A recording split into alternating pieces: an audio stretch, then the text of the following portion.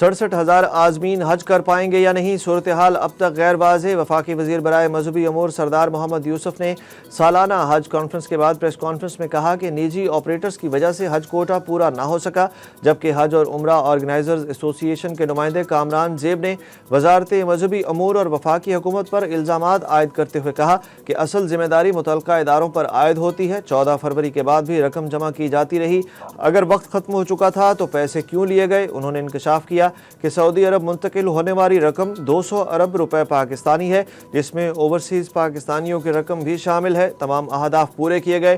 دوسری جانب وفاقی وزیر برائے مذہبی امور سردار محمد یوسف نے کہا کہ کوشش کر رہے ہیں کہ رہ جانے والے عازمین کے لیے سعودی حکومت سے رعایت حاصل کریں، کسی کے دیے گئے پیسے ضائع نہیں ہوں گے۔ طاہر اشرفی کا کہنا تھا کہ 67,000 حاجی حج سے باہر ہیں تو ذمہ داروں کو قرار واقعی سزا دیں۔ حکومت نے گندم نہیں خریدی تو کسانوں کو لاوارث بھی نہیں چھوڑا۔ پنجاب میں کسانوں کو ان کا حق دیا جا رہا ہے، کسانوں کے نام پر سیاست نہ کی جائے، صوبے میں حالات خراب کرنے کی اجازت نہیں دی جائے گی۔ صوبائی وزیر اطلاعات عاصمہ بخاری کی پریس کانفرنس۔ عاصمہ بخاری نے کہا کہ مریم نواز نے کسانوں کو بڑا ریلیف پیکج دیا ہے، گندم کے کاشتکاروں کے لیے 109 ارب روپے کا پیکج دیا گیا ہے، گندم کے کاشتکاروں کو 5,000 روپے فی ایکڑ ملیں گے۔ فلور ملز مالکان کو گندم کی خریداری کا پابند بنایا گیا ہے، فلور ملز 25% گندم خریداری کی پابند ہوں گی۔ پاک یو اے ای تعلقات مزید مستحکم، مختلف شعبوں میں مفاہمت کی یادداشتوں پر دستخط ہو گئے۔ پاکستان کے نائب وزیر اعظم اور وزیر خارجہ اسحاق ڈار سے ملاقات میں متحدہ عرب امارات کے نائب وزیر اعظم شیخ عبداللہ بن زائد ال نہیان نے کہا کہ پاکستان ہمارے دلوں کے قریب ہے، دونوں ممالک کے رہنما اور عوام اس تعلق کو مزید ترقی دینا چاہتے ہیں۔ پی ٹی آئی سے اتحاد کی خبروں پر جے یو آئی کی وضاحت سامنے آ گئی۔ ترجمان جے یو آئی کے مطابق میڈیا میں چلنے والی پی ٹی آئی سے اتحاد نہ کرنے سے متعلق خبریں مصدقہ نہیں ہیں۔ جمعیت علماء اسلام کی مرکزی مجلس عمومی کا 2 روزہ اہم اجلاس کے فیصلوں سے متعلق آفیشیل بیان جاری نہیں کیا گیا۔ میڈیا میں آنے والی خبروں سے کوئی تعلق نہیں، جبکہ میڈیا رپورٹس میں بتایا گیا ہے کہ جے یو آئی نے یہ بھی فیصلہ کیا ہے کہ وہ پی ٹی آئی کے ساتھ اتحاد نہیں کرے گی، پارلیمنٹ میں آزاد اپوزیشن کا کردار ادا کرتی رہے گی، حکومت کا حصہ بھی نہیں بنے گی۔ کیتھولک مسیحیوں کے روحانی پیشوا پوپ فرانسس 18 برس کی عمر میں چل بسے۔ Pope Francis Roman Catholic church کے پہلے لاطینی امریکی رہنما تھے اور طویل بیماری کے بعد چند روز قبل ہی صحتیاب ہو کر ہسپتال سے ڈسچارج ہوئے تھے۔ پوپ فرانسس کا اصل نام جارج ماریو تھا۔ انہوں نے 13 مارچ 2013 کو پوپ کا عہدہ سنبھالا تھا۔ پوپ فرانسس کو 14 فروری کو سانس کی شدید تکلیف کے باعث اسپتال میں داخل کرایا گیا تھا۔ دنیا بھر سے پوپ فرانسس کی موت پر تعزیت کا سلسلہ جاری۔ وائٹ ہاؤس برطانیہ کے بادشاہ چارلز اور روسی صدر پیوٹن، صدر مملکت آصف علی زرداری، وزیر اعظم شہباز شریف، وفاقی وزیر داخلہ محسن نقوی اور وزیر اعلیٰ پنجاب مریم نواز نے بھی پوپ فرانسس کے انتقال پر اظہار افسوس کیا۔ خوش آمد سے کبھی امن حاصل نہیں ہو سکتا۔ چین نے دیگر ممالک کو امریکہ کے ساتھ تجارتی مذاکرات میں خوش آمد سے باز رہنے کا مشورہ دے دیا۔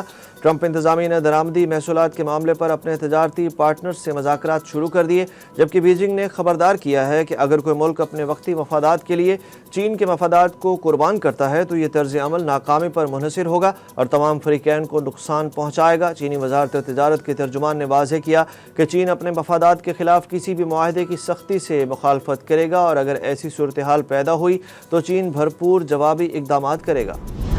عمران خان سے کل کون سے وکلا ملاقات کریں گے؟ فہرست جیل حکام کو ارسال کر دی گئی۔ فہرست میں سلمان اکرم راجہ، نیاز اللہ نیازی اور سمیر کھوسا کے نام شامل ہیں۔ بیرسٹر گوہر کی جانب سے بھیجی گئی فہرست میں نعیم پنجوتھا، فیصل ملک اور ظہیر عباس چودھری کا نام بھی شامل ہے۔ بانی پی ٹی آئی اور بشرا بی بی کے اہل خانہ بھی کل ملاقات کے لیے اڈیالہ جیل جائیں گے۔ سونے کی قیمت میں ہوش ربا اضافہ، عوام چکرا گئے۔ آل پاکستان صرافہ جیمز اینڈ جیولرز ایسوسی ایشن کے مطابق ملک میں آج سونے کی فی تولہ قیمت میں 8,100 روپے اضافہ دیکھنے میں آیا، جس کے بعد ایک تولہ سونا 3,57,800 روپے کا ہو گیا۔ ایسوسی ایشن کے مطابق 10 گرام سونے کی قیمت 6,944 روپے اضافے کے بعد 3,06,755 روپے ہو گئی۔ رپورٹ کے مطابق انٹرنیشنل مارکیٹ میں فی اونس سونا $69 کے غیر معمولی اضافے سے $3,395 پر جا پہنچا۔ حکومت پنجاب نے اداکارہ عفت عمر کو کلچرل ایڈوائزر مقرر کر دیا، انہیں صوبہ بھر میں کلچر کی بحالی کا کام سونپا گیا ہے۔ رپورٹ کے مطابق عفت عمر کو الحمرہ کلچرل کمپلیکس میں دفتر بھی بنا کر دے دیا گیا ہے۔ पाकिस्तान क्रिकेट टीम के साबिक विकेट कीपर राशिद लतीफ़ ने 90 की दहाई में टीम में होने वाली बगावत से पर्दा उठा दिया। मैच फिक्सिंग पर तहलका खेज इंकशाफात भी कर दिए। एक पॉडकास्ट में राशिद लतीफ़ ने कहा कि कप्तानी पर सियासत का सिलसिला 90 की दहाई से शुरू हुआ, जब पहले इमरान खान और फिर जावेद मियांदाद को कप्तानी से हटाया गया। वो सियासत आज के खिलाड़ी बर्दाश्त भी नहीं कर सकते। मैच फिक्सिंग पर बात करते हुए उन्होंने कहा कि पाकिस्तान में ताकतवर खिलाड़ियों को सज़ा नहीं मिलती, खिलाड़ियों के ताल्लुकात होते हैं जिससे वो बच गए। जस्टिस क़य्यूम ने अपनी रिपोर्ट में तजावीज़ दी थी जिसमें कहा गया था कि इन लोगों को दोबारा बोर्ड में ना लाया जाए, लेकिन हमारे यहाँ इन्हीं लोगों को दोबारा कप्तान बना दिया जाता है। उन्होंने कहा कि कोलंबो में 6 फरीकी मुल्की टूर्नामेंट में पाकिस्तान बमुकाबला ऑस्ट्रेलिया देखने के बाद लगा कि दोनों टीमें मैच हारना चाहती थी। इससे कबल भी पाकिस्तान बमुकाबला श्रीलंका के मैच में भी लगा कि शायद मैच फिक्स था। भारत के भी कई खिलाड़ी मैच फिक्सिंग में मुलव्विस रहे हैं। बैनुल-अक़वामी सतह पर अब शायद मैच फिक्सिंग इस तरह नहीं है जिस तरह पहले हुआ करती थी। पाकिस्तान में इसके खिलाफ आवाज़ उठाने में मोहम्मद रिजवान का अहम किरदार रहा है, इसीलिए तो सब उसके पीछे पड़े हुए हैं।